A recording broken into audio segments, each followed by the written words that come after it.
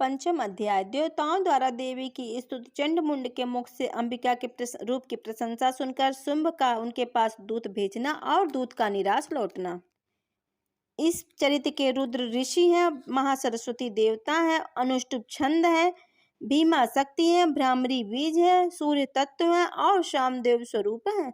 महासरस्वती की प्रसन्नता के लिए उत्तम चरित्र के पाठ में इनका विनियोग किया जाता है। जो अपने कर कमलों में घंटा, शूल, हल, शंख, मूसल, चक्र, धनुष और बाण धारण करती हैं। शरद ऋतु के शोभा संपन्न चंद्रमा के समान जिनकी मनोहर क्रांति है, जो तीनों लोकों की आधारभूता और शुंभ आदि दैत्यों का नाश करने वाली तथा गौरी के शरीर से जिनका प्रकट हुआ है, उन महासरस्वती देवी का मैं निरंतर भजन करती हूँ। ऋषि कहते हैं, पूर्व काल में शुंभ और निशुंभ नामक असुरों ने अपने बल के घमंड में आकर साचीपति इंद्र के हाथ से तीनों लोकों का राज्य और यज्ञ भाग छीन लिए। वे ही दोनों सूर्य, चंद्रमा और कुबेर, यम और वरुण के अधिकार का भी उपयोग करने लगे। वायु और अग्नि कार्य भी वे ही करने लगे।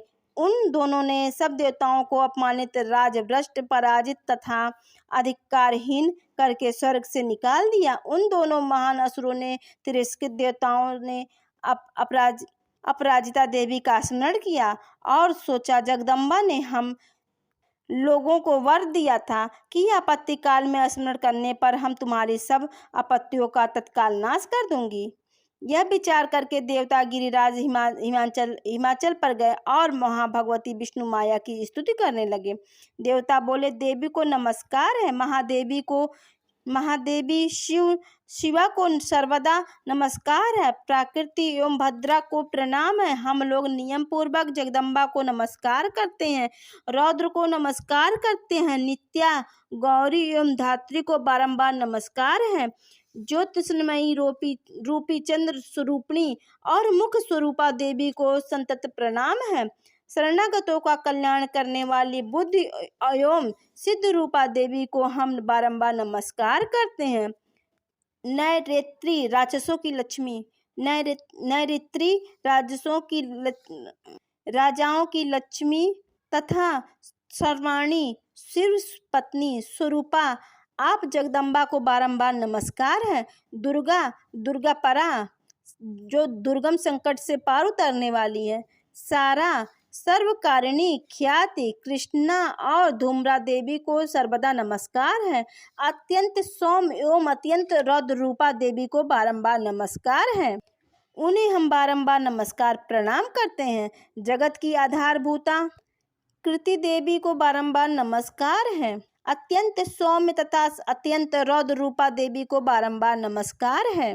जो देवी सब प्राणियों में विष्णु माया के नाम से ही कही जाती हैं, उनको नमस्कार है, उनको बारंबार नमस्कार है, उनको नमस्कार है।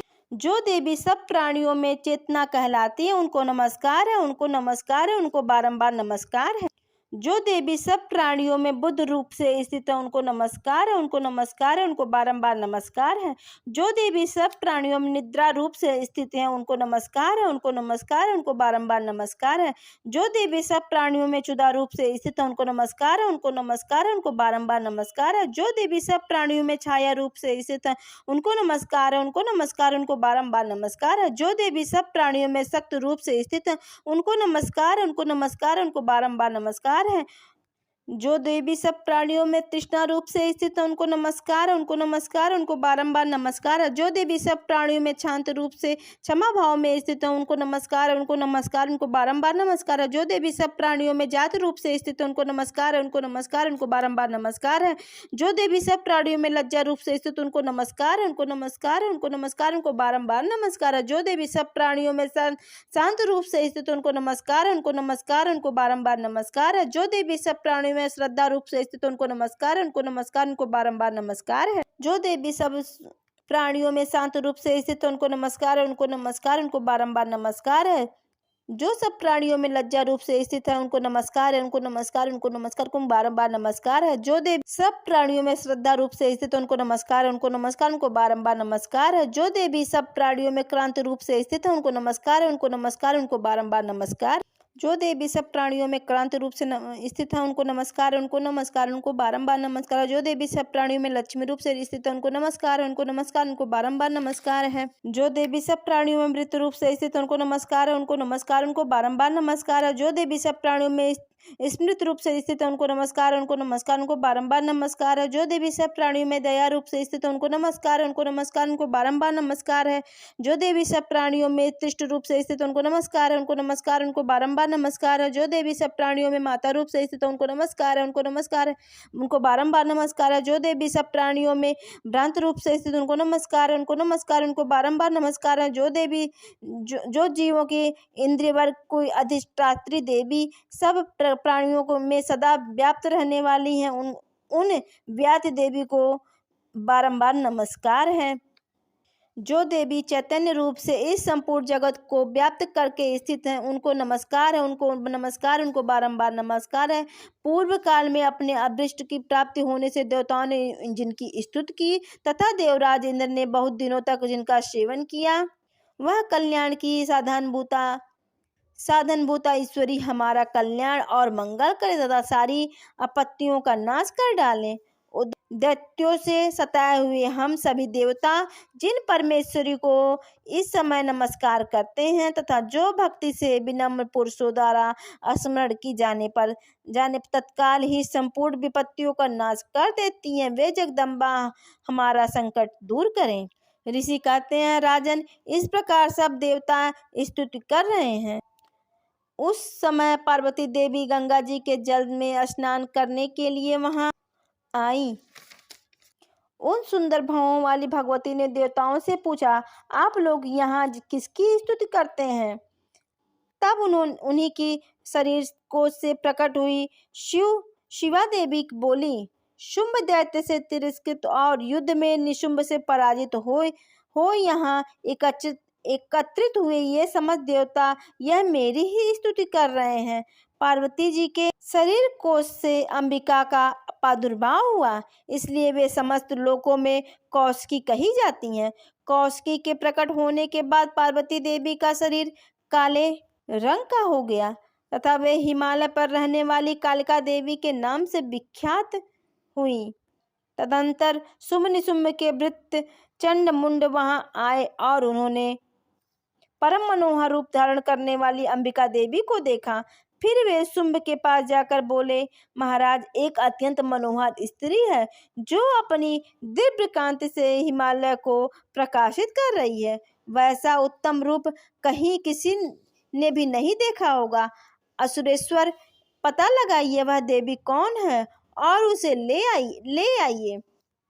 स्त्रियों में तो वह रत्न है, उसका प्रत्येक अंग बहुत ही सुंदर है तथा वह अपने श्री अंगों की प्रभा से संपूर्ण दिशाओं में प्रकाश फैला रही है। दैत्यराज, अभी वह हिमालय पर ही मौजूद है, आप उसे देख सकते हैं। प्रभु, तीनों लोकों में मणि, हाथी और घोड़े आदि जितने भी रत्न हैं वे सब इस समय अपने घर में आपके घर में शोभा पाते हैं। हाथियों में रत्नभूत ऐरावत एवं परिजात का वृक्ष और उच्च सेवा घोड़ा, यह सब आपने इंद्र से ले लिया है। हंसों से जुटा हुआ यह विमान भी आपके आंगन में शोभा पाता है। यह रत्नभूत अद्भुत विमान जो पहले ब्रह्मा जी के पास था, अब आपके यहाँ लाया गया है। यह महापद्म नामक निधि तथा कुबेर से छीन लाए हैं। समुद्र ने भी आपको किंजलनी नामक माला भेंट की है जो दूसरों केसरों से सुशोभित है और जिनके कमल कभी कुमलाते नहीं हैं।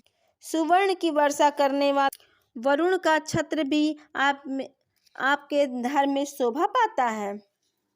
यह श्रेष्ठ रथ जो पहले प्रजापति के अधिकार में था वह आपके पास मौजूद है।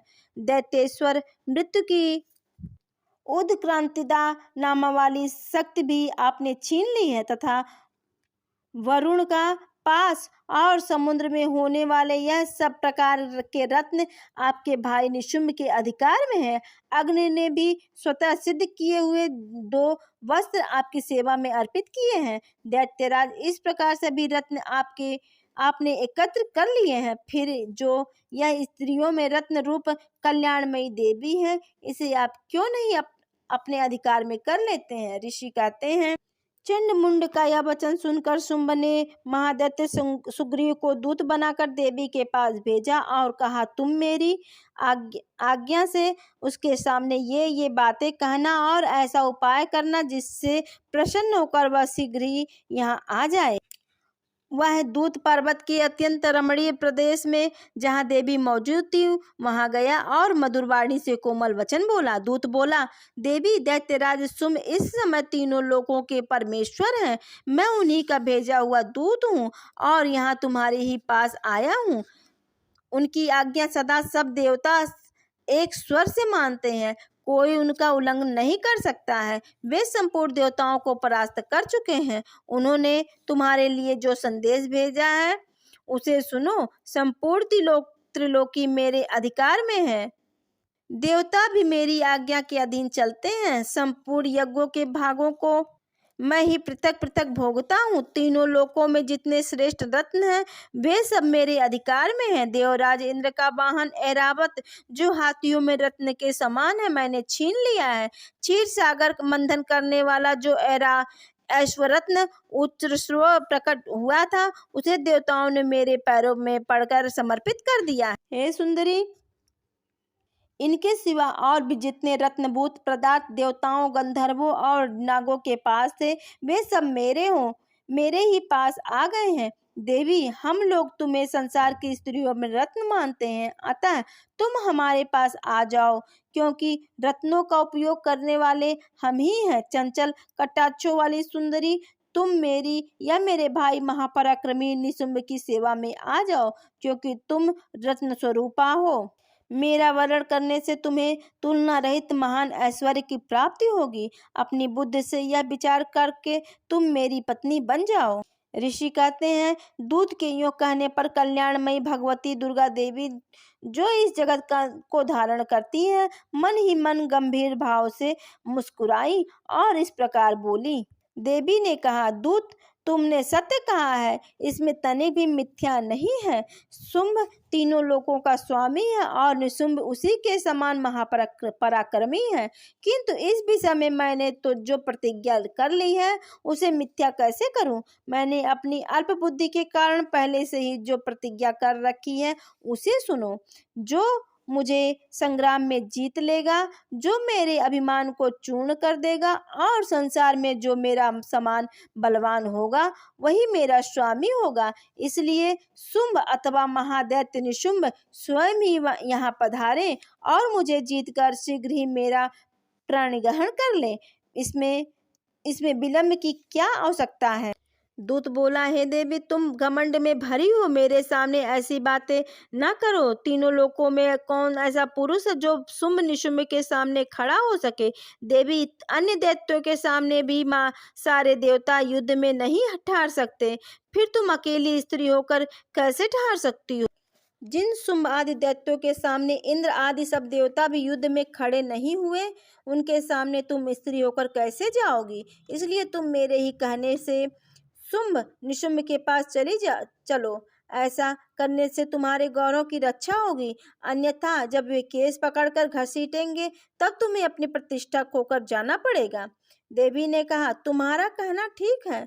शुंभ बलवान है और निशुंभ भी बड़े पराक्रमी है, किंतु क्या करूं, मैंने पहले बिना सोचे समझे प्रतिज्ञा कर ली है। अतः अब तुम जाओ, मैंने तुमसे जो कुछ कहा है वह सब दैत्यराज से आदर पूर्वक कहना, फिर वे जो उचित जान पड़े करें।